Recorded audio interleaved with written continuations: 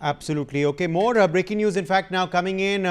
While the government claims that the protesters are of course, in fact, the government is slamming the protesters. They've questioned them as well.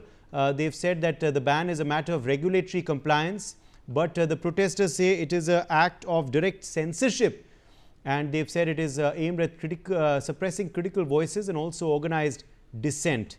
Gen Z activists have turned to alternative platforms now, such as TikTok and Reddit, to mobilize. Thousands of young demonstrators gathered, chanting slogans against the government and its policies. The march began at Metighar Mandala and advanced towards the Parliament building. Which are the areas of Nepal this protest is now spreading to, Aditya? And what platforms are the youth using to share messages? Well, absolutely. If you see, things, some of the major platforms, students have, formed some platforms whereas they have been circulating messages regarding these protests. And, since the ban, videos highlighting the contrast between the struggles of ordinary Nepalese and the luxurious lifestyles of politicians, children have gone viral on TikTok, which remains accessible.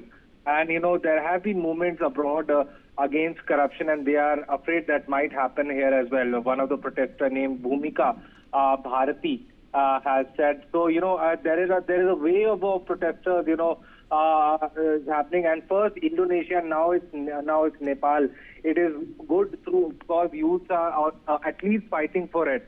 So, there is a widespread anger against the Nepalese government. And, the Nepalese cabinet had last month given affected companies 7 days to register in Nepal, establish a local point of contact, and appoint grievance and compliance officers following a Nepalese Supreme Court order in September last year. Uday.